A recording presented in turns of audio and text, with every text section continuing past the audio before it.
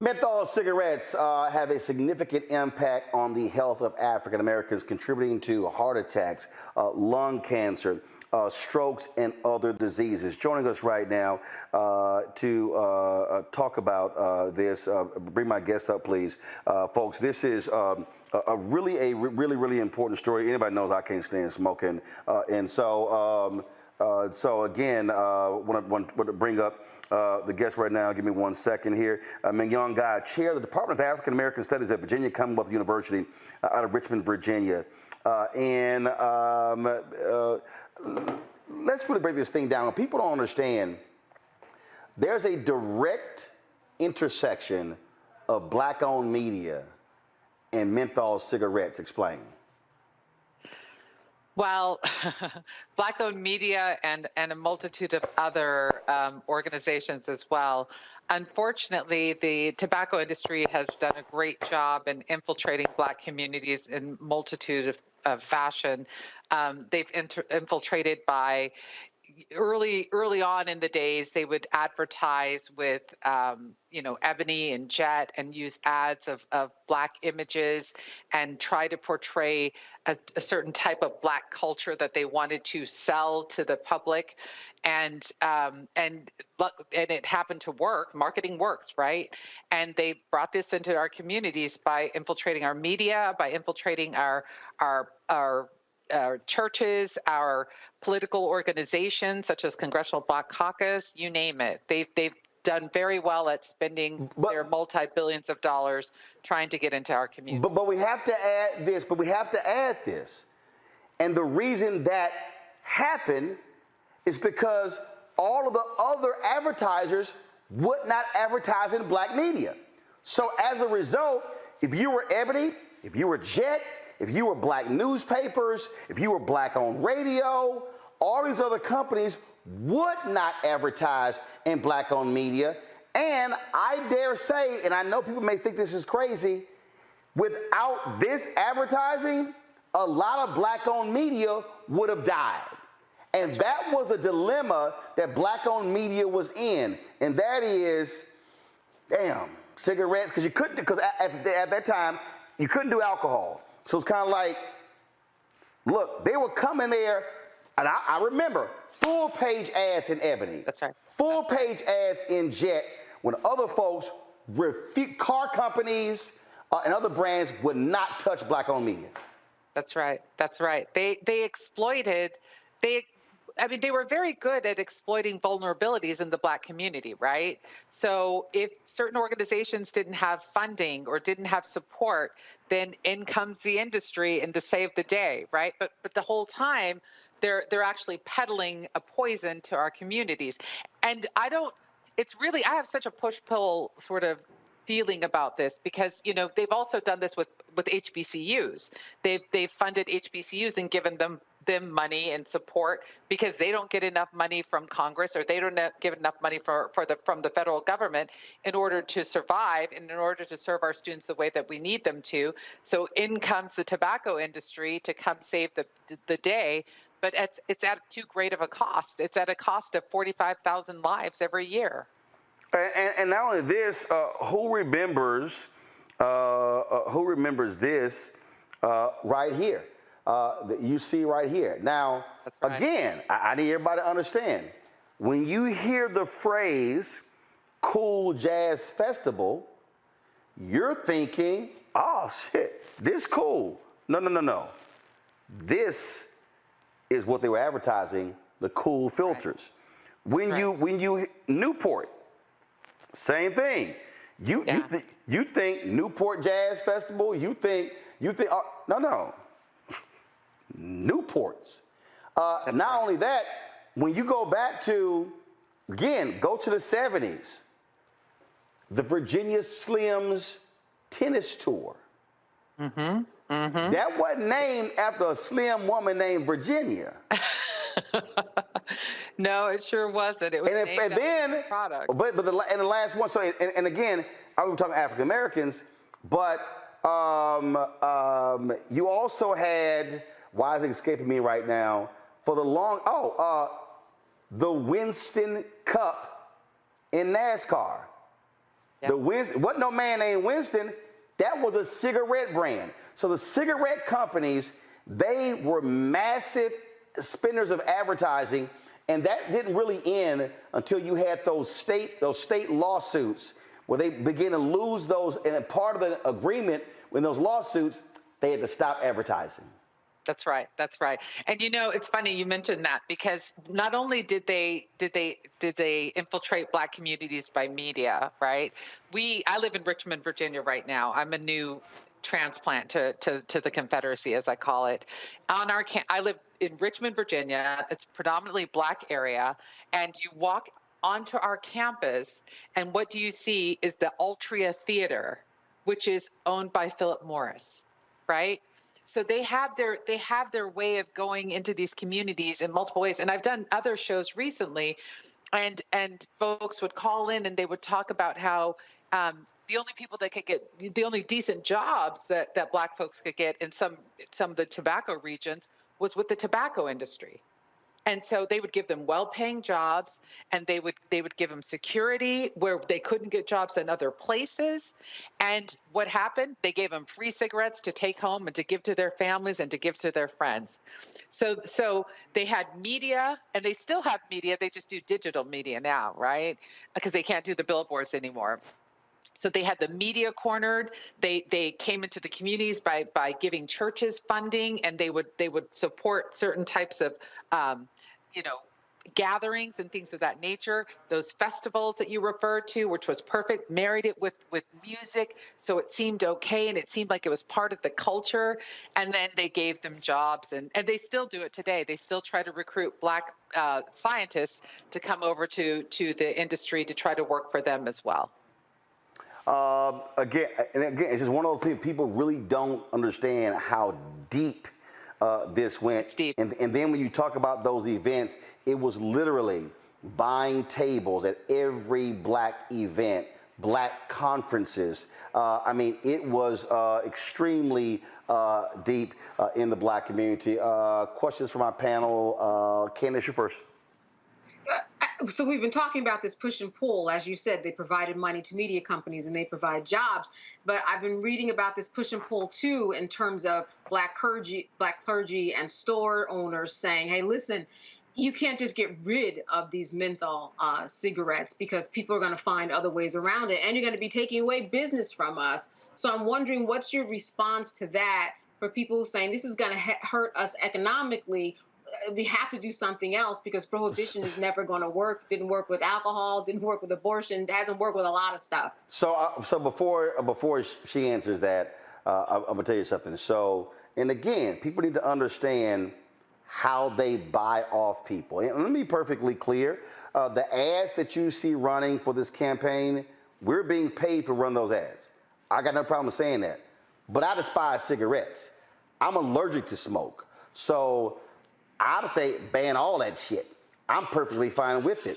But here's what I need people to understand. It was a few years ago. So you got two Black chambers.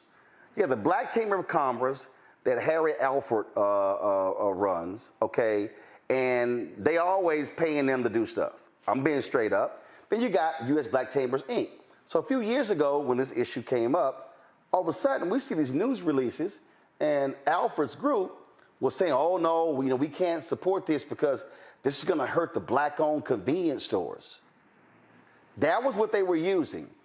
I got an email last year from a Black political operative who you see on television on one of the networks trying to stop the FDA ban on menthols.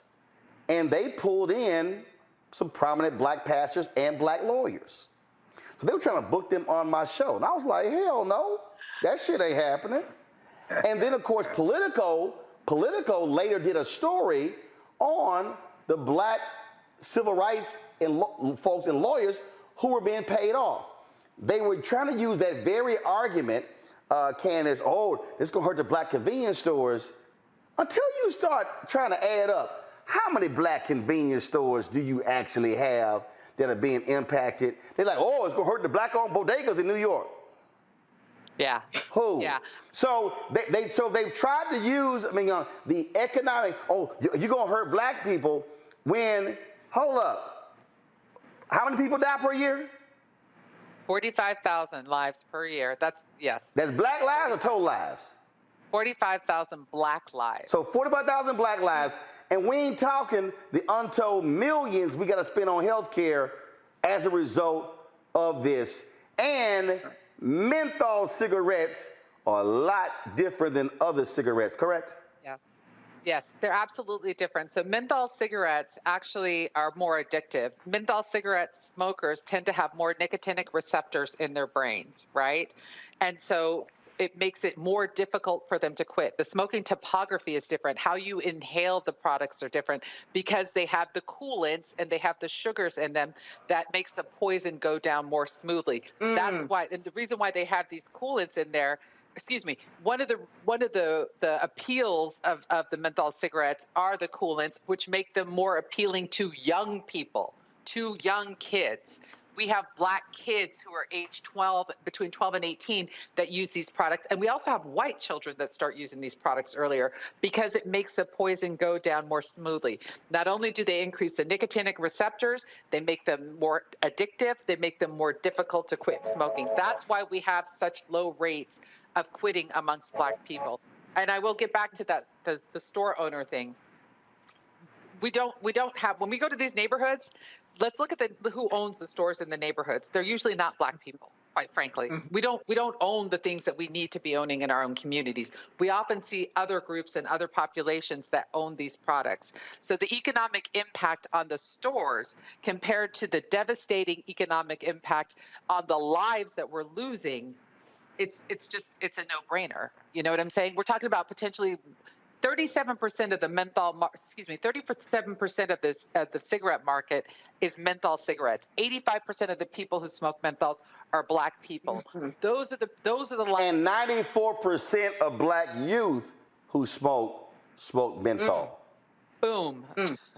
Exactly. It's those arguments that we hear, the arguments about store ownership, about the economic impact, which doesn't match the cost associated with healthcare that we have, right? The arguments that we hear about, they're the same people that Roland Martin is speaking about. Those, I guess I can't say their names on TV, but these political leaders, these high-profile leaders, will say things like, "Well, black people deserve they have the right to choose what they want to smoke and what they want to do." They're not accounting for those 90% of the youth that Roland referred to. They're not accounting for the exposure to youth that buy secondhand smoke, because black populations unfortunately have the lowest rates of in-home smoking bans. So when we have children that are exposed to these products, they also have nicotinic receptors that are producing in their brains, and so they're more likely to smoke. And let's not miss the fact that what do we have in terms of mortality for children, black children in particular? It's asthma, right? We have asthma issues. Those kids are exposed to this smoke, and therefore they have higher rates of hospitalization and death associated with their exacerbated asthma that is complicated by this menthol cigarette smoking. I remember when we first started this show, again, I need everybody watching to understand, when we first started Roland Martin Unfiltered, we had one advertiser, the American Federation of State, County, Municipal Employees, thanks to my frat brother, Lee Saunders. Do you know who all of a sudden wanted to advertise with us? Jewel. Ooh. Not Jewel Osco Grocers, not a jewelry store. Jewel. They had the flavored vapes, correct? That's right. They have flavored. So they came to us and was trying to throw some serious money, and my response was, "Y'all can kiss my ass." Thank you. Because you know what? Other people did not. There are, who will remain nameless, there is at least one HBCU that took $7.5 million of money from Juul in order to study Juul in black populations before black people were actually using that product. Do you think that they were doing that for the good of the community? Wow. Larry, your question. Yeah, so we essentially have, based on this conversation in all the research, this intersection of public health and capitalism, right? Racial, So racial, racial capitalism, racial right? capitalism. Yeah, let's be clear about that. So and on top of that, it's during a time of anti-blackness. So all these black people are dying. We're talking about how much money it costs, obviously healthcare, and also the counters, as Roland talked about in terms of what it costs black entrepreneurs. And so I was curious in terms of what you think the argument is, considering capital, black, racial capitalism, public health, and anti-blackness. What is the argument you make to policymakers about why this is an important issue? The fact that menthol is in our neighborhoods. Let's make it very clear. The tobacco industry, as I'm a chair of Black Studies, right? The tobacco industry was studying Black communities. Thank you for showing this. The tobacco industry was studying Black communities before my discipline even existed. They were looking at the woes and the lack of civil rights and all of the oppression that was happening in these communities. They used redlining, these racist tactics, in order these vestiges of racist tactics that actually continue into the present with residential segregation. They used these racist maps that the federal government gave them in order to target Black communities and sell these products. And somehow it's now been contorted and distorted to think that somehow menthol is naturally part of the Black community. No, this was a concerted effort, right? So my argument to these individuals is that this is, to take this out of our communities, this is reparations. Because what they've done is they created the roadmap for these products to go into our neighborhoods. They refused, in the Family Smoking Prevention Act, Tobacco Control Act of 2009, they refused to ban menthol. They banned every other flavored cigarette, like cherry and all kinds of other cloves and things like that, things that people didn't even use. They refused to. They banned all of these because these are what white kids might use, and they kept menthol on the market, which was 85% of the Black population that was using them. So my argument is this is reparations. My argument is this is a chance to clean up this poison and this drug that you have permitted this industry to infiltrate into our communities. So before I go to Joe's question, this is a political story from last year. And again, here was the new argument they tried last year, okay? They tried last year to say, oh, that this is going to lead to over-policing of Black communities. And so this was April 28th, 2002. So concerns about over-policing threaten to stall a ban on menthol cigarettes and undermine the major tobacco regulation a decade in the making. And so you literally had CBC members. You had, the article says here, Reverend Al Sharpton, civil rights attorney Ben Crump, and relatives of George Floyd have argued that the rules, should they take effect, would give law enforcement another reason to target Black people. You literally had this. This was in their story. Then this story says members of the Congressional Black Caucus are divided, but an aide to the group said that the push from civil rights leaders over recent weeks has caused members to give greater thought to what could be potential unintended consequences. And so Donald McEachin, who has passed away, he was quoted in here as well. And so again, what you had here was different arguments being targeted.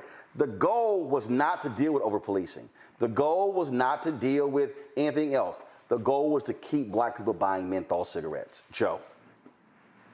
There is so much to know and to learn about this. I like to think I'm somebody that pays attention to the issue, but this has been very educational for me. So tell me how, because we have to do so much, when there's the job argument, you've got to have the counter to that. Where are our jobs going to come from? When there's the over-policing arguments, we've got to have our counters to that. There's so many. This is a multi-front war. How do you feel that it's going in terms of educating people? Do you feel like we're making progress, or do you feel like you're beating your head against the wall? Depends on the day. I think that having platforms such as this is really important. It's critically important. Being able to, most of the arguments that have been presented today, and the ones that were in the news, such as the hyper-policing and over-policing in Black and brown communities, which is another topic, and I do want to make sure that I acknowledge the fact that police brutality and hyper-policing and over-policing is an issue. If I could have a moment just to clear it up to your audience, because I really want to address this. This ban is potentially the potential ban, because I'm not even sure that they'll even do right by us and actually do what they should and ban it. The ban is at the manufacturer's level. It is at the manufacturer, the wholesaler, the distributor, and the retailer. It is not at the individual unit of analysis. It is not for a Black person that if they happen to get a menthol cigarette somehow that is smoking it, that has no effect on them, right? So the argument of policing is a little bit problematic simply because of the fact that the ban is at the industry and those who are selling it, not at the people who may get their hands on it, right? That's the first thing that I wanted to say. The second thing is that I'm concerned about the thought that we can't do both. How come, we want to talk about save Black lives against police brutality, but we don't want to save Black lungs when it comes to cigarettes and cancer and every other disease, actually, because cigarettes actually affect every organ in the body. And we know that Black people have more comorbidities than anyone else, right? So we can't save both lives in both cases. You know what I'm saying? Does it have to be an and or? Can't it be a both and? Can we actually deal with corrupt policing and racist police officers that do exist?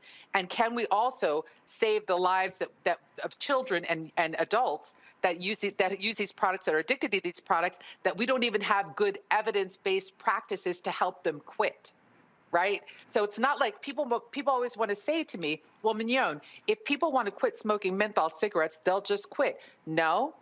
Menthol cigarettes are much harder to quit. Right. That's another reason why we have to ban this product. It should not be on the market because we don't even have decent evidence-based practices in order to help people quit appropriately. I'm going to read this, and I'm going to get a final comment because this was the political story, y'all, last year. And Mignon addressed it earlier. A 2021 study found that although Black Americans make up 12% of the population, 13%, they incurred 41% of all deaths and 50% of the years of life lost due to menthol cigarettes between 1980 and 2018. Let me say that again. We make up 12 to 13% of the population. But of the people who die to menthol cigarettes, we make up 41% of the deaths and 50% of the years of life lost. Years of life lost means income lost, family time lost. That has a direct impact on our ability to create wealth. That actually makes it even more economically difficult on our families because we're dying younger. And while we are then dying because of that, we're incurring higher medical costs, putting our folks in more economic danger as well. So that's right. Folks need to understand that. Candace asked the point earlier, in her question, and isn't it correct? Because again, for the people who say, because I think she asked, people are going to say, oh, they can always get this here. There was a dramatic decrease when those lawsuits were successful when it came to folks smoking. And the reality is the tobacco industry, the reason they went to the vapes and the flavored stuff, because people actually stopped smoking when the bans went into effect, correct? That's right. And we also see in Canada has already banned menthol cigarettes. Other countries have banned menthol cigarettes. We are holding on to it because we have menthol cigarettes are 37% of the market, 85% of the Black people who smoke menthol. We're throwaways in this country. Boom. Right? But we're throwaways in this country. They left us on the table in 2009, and if we give them the opportunity, they'll leave us on the table again, right? And yes, people will quit. When you talk to smokers, I study tobacco. When you speak, and I'm a former smoker, so I could even speak from that viewpoint, that vantage point. When you Ooh, speak to Lord, smokers, thank God you're a former smoker, because we couldn't get along if you were smoking. Go ahead, I'm sorry. no, but hey, come on, it's a folly of youth. So, but when you speak to smokers, the vast majority of people who smoke want to quit. They want to quit, right? So we're not talking about imposing something on them that they don't already want. The vast majority want to quit. It's very difficult. It's very hard. It's harder to quit smoking cigarettes than it is to quit heroin. This is a fact. So when we're talking about this, we really need to understand that what we do with this potential ban, because I'm not convinced it's going to happen. I'm not speaking. I do work on the FDA's Tobacco Scientific Advisory Board. So I'm telling you in advance, I'm not speaking on behalf of the FDA. I'm speaking on behalf of Mignon Guy, a Black woman who lives in America. And I have very rarely seen the federal government do right by Black people, which is why I call this reparations, because this is a time for them to get it right. And one more thing I want to say to you before we wrap up. One thing that we have to be really cognizant of is there's so much counter market, there's so much misinformation and disinformation that the industry is putting out right now. And a lot of the arguments that we're talking about are exactly those arguments. When you get on the FDA calls to listen to comments, you hear people that it's on the phone, so you can't see what they look like, but you hear them say, well, I'm a Black police officer in this neighborhood, or I'm a white police officer in this neighborhood, and I'm worried that if we ban menthol, then we'll have more policing in Black neighborhoods. When have you ever heard a police officer say that they are worried about hyper-policing, police brutality, and over-policing in Black neighborhoods? These people are being paid. These people are being paid. And the industry it's a multi-billion-dollar industry. They have a lot of money to pay these people. Yep. Right? We already know that they paid Black people in California to vote against, to go protest against the ban that they, thank God, got through in California. Yep. But there was already an ad out that showed that they were getting paid $80 an hour for 2.5 hours of work to get Black people to come out with T-shirts, almost looking like the ones that were like, Blacks vote for Trump, right? To vote against the ban on menthol.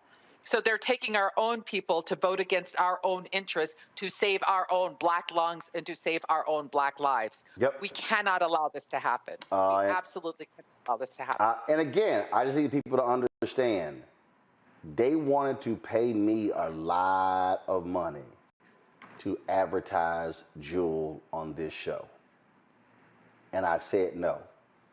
And so to our audience, when I'm talking about when we're fighting these advertising battles, when I'm talking about when I'm asking you to contribute and give, do understand why. It's because there are folks who want to come to us, and yes, these tobacco companies, and for me on principle, it's an absolute no, period.